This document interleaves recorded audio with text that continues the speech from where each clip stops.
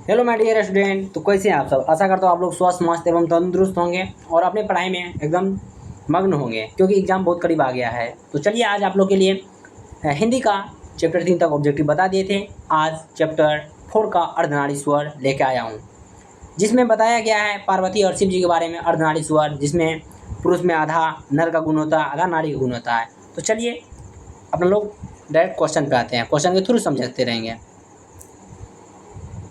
वैसे नहीं हो, चलो चलो चलो, वाह। तो देखिए आपका ये थंबनेल हुआ, जिसको क्लिक करके आप लोग यहाँ तक आए हैं। चलिए आगे बढ़ते हैं। क्वेश्चन नंबर पहला कह रहा है, कितना नंबर क्वेश्चन? 1 नंबर कह रहा है। क्वेश्चन नंबर 1 कह रहा है कि कह रहा है कि अर्धनारी स्वर किनकी रचना है? ऑप्शन ए में है रामधारी सिंह दिनकर का, बी में है जयप्रकाश नारायण का, सी में है अज्ञे का, और डी में है जगदीश चंद्र माथुर का। तो इसका राइट आंसर हो जाएगा option number A is right answer. क्या हो जाएगा इसका? रामधारी सिंह दिनकर जी का है। किसका लेखक रचना? रामधारी सिंह दिनकर जी का। अगला क्वेश्चन देखिए क्या कर रहा है। अगला क्वेश्चन कह रहा है कि रामधारी सिंह दिनकर का जन्म कब हुआ था? ऑप्शन ए 23 सितंबर 1908 को, बी में है 24 सितंबर 1909 को, और सी में है 22 सितंबर 1908 को, और डी में है 23 सितंबर 1909 को। तो इसका राइट आंसर हो जाएगा option number A is right answer. कब हुआ था? तो 23 सितंबर 1908 को इसका जन्म हुआ था रामधारी सिंह दिनकर का। अब मृत्यु कब हुआ था? रामधारी सिंह दिनकर का मृत्यु कब हुआ था? ऑप्शन ए में है, तो इसका रामधारी सिंह दिनकर का मृत्यु हुआ था 24 अप्रैल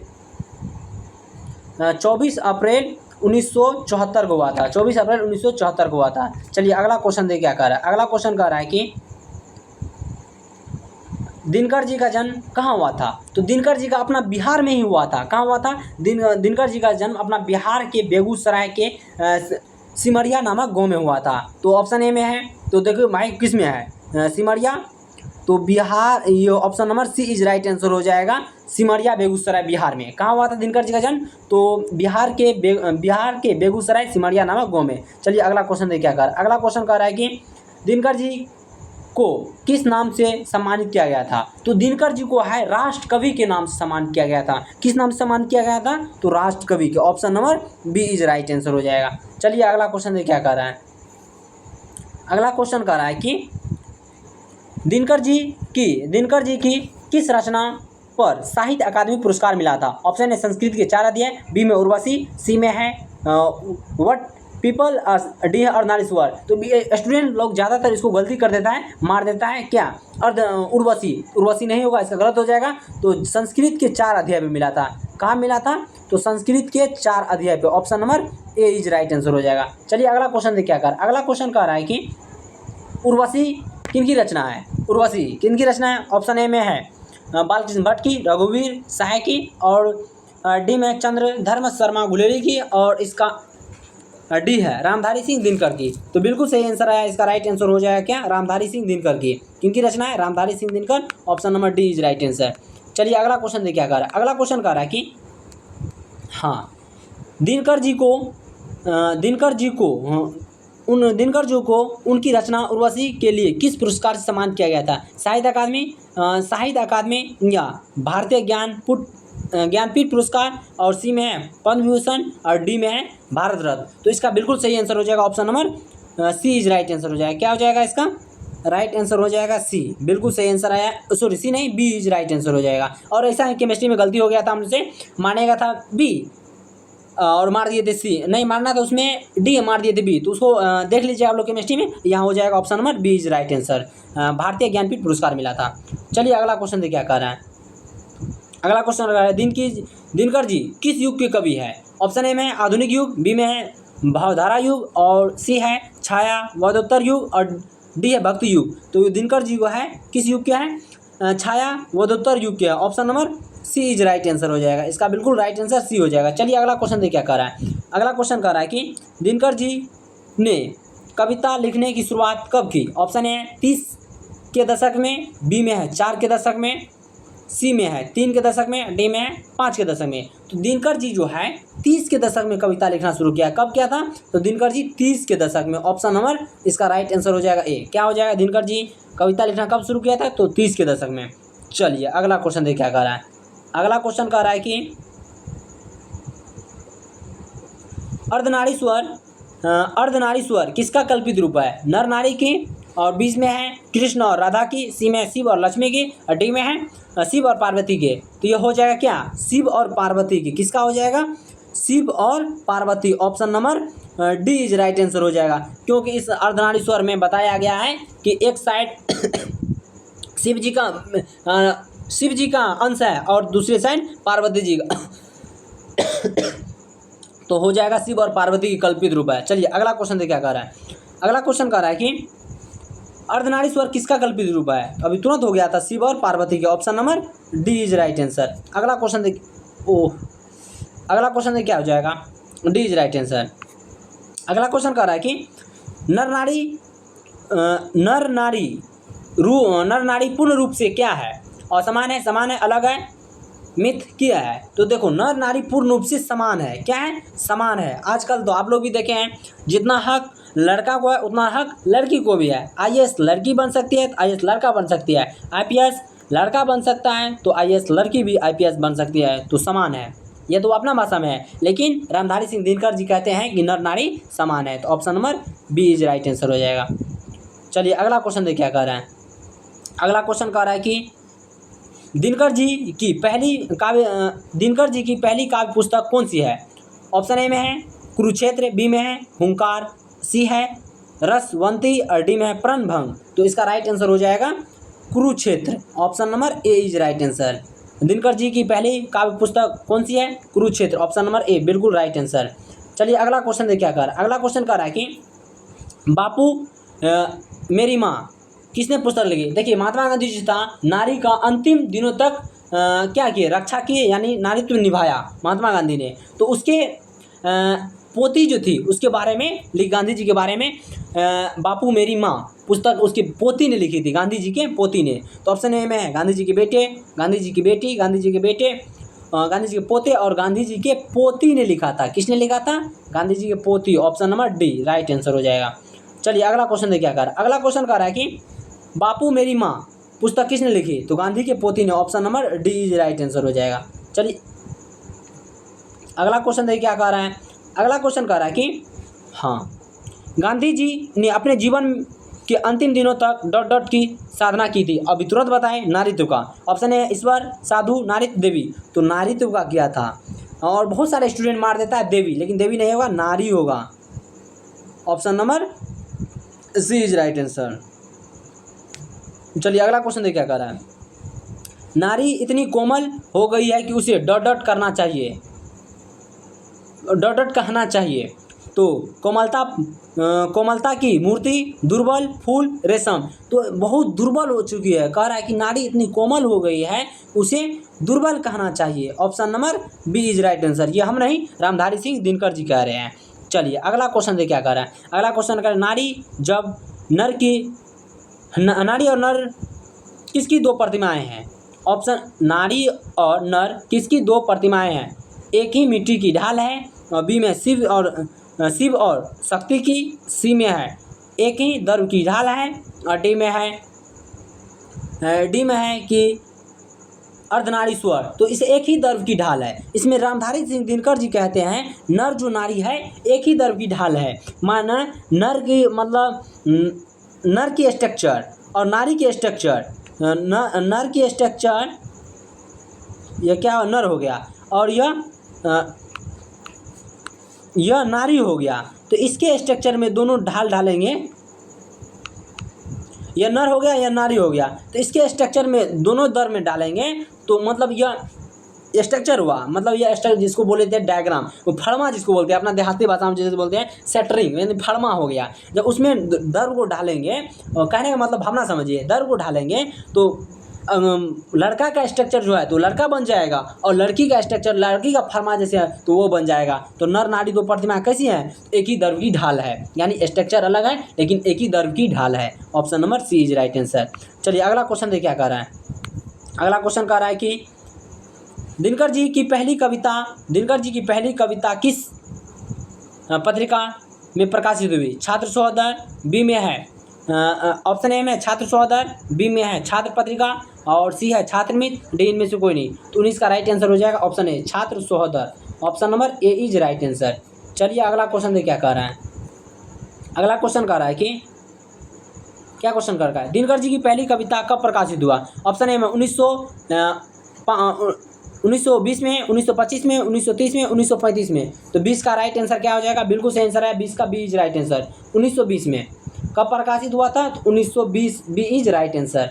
चलिए अगला क्वेश्चन देखिए क्या कह रहा है। अगला क्वेश्चन हो जाएगा अपने पास, हाँ ठीक है। क्वेश्चन क्या कह रहा है? क्वेश्चन कह रहा है कि दिनकर जी के अनुसार यदि पति विचार है तो पत्नी क्या होना चाहिए? ऑप्शन ए है बुद्धि, समझ, भावना, डी इसको नहीं, तो समझ होनी चाहिए। क्या होनी चाहिए? समझ होनी चाहिए। यदि पति विचार है तो पत्नी भावना होना चाहिए। Option number C is right answer. लेकिन आजकल ऐसा होता नहीं है, पहले ज़माने की बात है। चलिए बताइए अगला क्वेश्चन देखिए। अर्धनारी स्वर किसका? अर्धनारी स्वर की विधा से संबंधित है। निबंध है, कहानी है, एकांकी है, काव्य है, व्यंग्य है। तो इसका राइट आंसर हो जाएगा निबंध। Option number A is right answer. निबंध है, क्या है? निबंध है। अगला क्वेश्चन देखिए क्या कर रहा है। अगला क्वेश्चन कर रहा है कि कौन सी कृति रामधारी सिंह दिनकर की लिखी हुई है? शुद्ध कविता की खोज, ऑप्शन शुद्ध कविता की खोज है, या पुनर्नवा है, या सी में है स्मृति की रेखाएं, डी में है कविता के नए प्रतिमा। तो 23 का बिल्कुल सही आंसर आया है। राइट आंसर हो जाएगा option number A is right answer हो जाएगा। क्या हो जाएगा? इसका राइट आंसर हो जाएगा शुद्ध कविता की खोज। Option number A is right answer. चलिए अगला क्वेश्चन देखिए क्या कर रहा है। अगला क्वेश्चन कर रहा है प्रेमचंद्र थे, ऑप्शन ए में गीतकार थे, कथाकार थे, फिल्मकार थे, संगीतकार थे। तो ऑप्शन ए में बी इज राइट आंसर हो जाएगा। कितना? 24 का बिल्कुल बी, कथाकार थे। क्या थे? कथाकार। Option number B is right answer. चलिए अगला क्वेश्चन देखिए क्या कर रहा है। अगला क्वेश्चन कर रहा है कि युद्ध और शांति की समस्या पर लिखी गई काव्य कृति। ऑप्शन है नील कुसुम, बी में कुरुक्षेत्र, और सी में है द्वंद्व गीत, और डी में है रश्मिरथी। तो 25 का बिल्कुल सही आंसर है Kurukshetra is right answer. Option number B is right answer. अगला क्वेश्चन देखिए क्या कर रहा है। अगला क्वेश्चन निम्नलिखित में कौन सी रचना दिनकर जी की नहीं है? तो देखिए उर्वशी है दिनकर जी की, उर्वशी है, रश्मिरथी है, कुरुक्षेत्र है, झूठन नहीं है। Option number C is right answer हो जाएगा। इसका राइट आंसर क्या हो जाएगा? सी। ये गलत हो जाएगा, गलत हो जाएगा। चलिए अगला क्वेश्चन देखिए। अगला क्वेश्चन कर रहा है बुद्ध और महावीर ने नारियों के लिए कौन सी अधिकार दिया? ऑप्शन है संन्यास लेने की, नहीं गलत है, संन्यास लेने की, भिक्षुणी लेने की, पति को त्यागने की, इनमें से कोई नहीं दिया। यह गलत हो जाएगा, यह सही हो जाएगा। क्या हो जाएगा? सही हो जाएगा। Option number B is right answer, भिक्षुणी होने की। चलिए अगला क्वेश्चन देखिए। अगला क्वेश्चन कर रहा है कि पुरुष जब नारी के गुण लेता है तो वह देवता बन जाता है। जब किंतु नारी जब पुरुष का गुण सीखती है तो वह नहीं, यहाँ कुछ है। पुरुष जब नारी के गुण लेता है तब वह देवता बन जाता है, किंतु नारी जब नर का गुण सीखती है तो वह राक्षस हो जाती है। किसका कथन था? यह था भाई 28 का बिल्कुल सही आंसर आया है प्रेमचंद्र का था। किसने था? प्रेमचंद्र, कथाकार का। Option number C is right answer हो जाएगा। अगला क्वेश्चन देखिए क्या कह रहा है। अगला क्वेश्चन कह रहा है कि क्या क्वेश्चन? अगला क्वेश्चन कह रहा है कि प्रेमचंद्र के अनुसार जब नारी पुरुष के गुण सीखती है तो वह क्या हो जाती है? आकर्षक, साहसी, कोमल, राक्षसी। तो अभी तुरंत पढ़े, राक्षसी हो जाती है। क्या हो जाती है? Option number D. लेकिन ऐसा नहीं है। क्या अब बोला जाएगा? इस पर हो भी सकता है, नहीं हो सकता है, क्योंकि देखिए जितना भी आर्मी गर्ल्स जाती है तो वो नारी का गुण ही सीखती हैं, लड़ने सीखती है, मारने सीखती है, बंदूक चलाने सीखती है, सब कुछ सीखती है। तो राक्षसी अभी समय के नहीं बोलना चाहिए, पहले जो कहानी बहुत पुराना है तो कहानी के हिसाब से चले, लेकिन अभी ऐसा नहीं होगा। चलिए अगला क्वेश्चन देखिए। अगर दिनकर जी को कौन सा पुरस्कार दिया गया था? पद्म भूषण, पद्म विभूषण, पद्मश्री और पद्म। तो बहुत विद्यार्थी गलत कर देता है, पद्म विभूषण बोल देता है, लेकिन पद्म, इसका राइट आंसर हो जाएगा Padma Bhushan. Option number A is right answer. चलिए अगला क्वेश्चन देखिए क्या कर रहा है। अगला क्वेश्चन कर रहा है कि नर और नारी का काम क्या है? भाई पहले नर और नारी का काम क्या है? तो पहले जब कृषि का काम हुआ तो नारी यानी महिलाएं गृहिणी बन गई। गृहिणी मतलब घर का खाना पीना बनाने लगी और पति बाहर का काम करने लगा। तो देखो ऑप्शन नंबर इसका सी में क्या है? नर कुदाल चलाने वाला बलशाली किसान और नारी काम करने वाली काम अछोरना, काम अछोरना पछोरना है। बड़ी अजीब यानी काम करने वाली गिरहनी बन गई, तो इसका राइट आंसर हो जाएगा, मतलब ठीक ही एक तरह से कहा जाए कि नर कुदाल चलाने वाला बलशाली किसान और नारी काम अछोरना पछोरना है। नहीं आम मतलब गृहिणी बन गई, साफ बोलो भाई। Option number B is right answer होगा। देखो अब के समय में यही होगा, क्या होगा कि ऑप्शन नंबर डी होने वाला है, क्योंकि आजकल लड़की सब ज़्यादा मतलब पढ़ाई में फोकस दे दिया, और पुरुष सब तो क्या बोला जाए, सब पुरुष के लिए नहीं बोला जाए, लेकिन आधा से ज़्यादा वो तो अपने दुल का मगन रहता है बाबू सोना में। तो नारी नौकरी करती है और नर खाना बनाता है। नर खाना है नहीं बउआ भी लेता है मतलब जब ड्यूटी पे जाएगी महिलाएं तो अपना क्या बोला जाता है, उसको अपना बेटा को भी गोदी में रखे रहता है जब तक उसकी धर्मपत्नी सर्विस से नहीं आ जाती है। तो अब किस समय में होने वाला है, हुआ नहीं है अभी। चलो पुरुष क्वेश्चन क्या आ रहा है 32 का। पुरुष रूप तो वृक्ष बन गया, पुरुष रूप तो वृक्ष बन गया, पर नारी को उसने बना दिया। ऑप्शन है कली, लहर, लता, छाया। तो 32 का बिल्कुल राइट आंसर है डी, छाया बना दिया। क्या बना दिया, इसका राइट आंसर हो जाएगा 32 का बिल्कुल डी इज राइट आंसर। चलिए अगला क्वेश्चन देखिए क्या कर रहा है। कौन सी रचना बिहार से संबंधित, कौन सी रचनाकार बिहार संबंधित, अभी तुरंत बताएं। रामधारी सिंह दिनकर।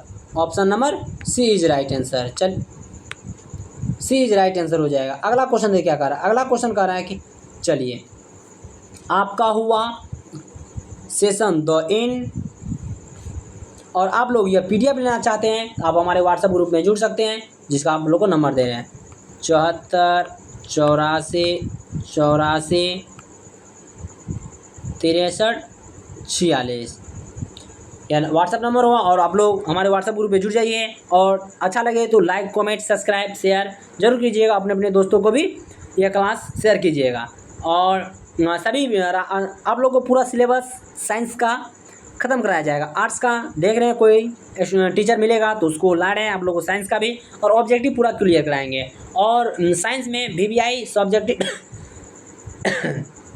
क्वेश्चन में एनालिसिस कर रहे थे हम, तो फिजिक्स का कुल 70 सब्जेक्ट मिला, जिसमें 70 को आप क्लियर कर लीजिएगा तो फिजिक्स किताब को और आप जो लिखे नोट्स बनाए उसको साइड रख दीजिएगा, 70 क्वेश्चन को याद कर लीजिएगा समझ के, तो उससे एक भी बाहर नहीं आएगा। सब्जेक्टिव की बात कर रहे हैं और ऑब्जेक्टिव मैं करा ही रहा हूँ।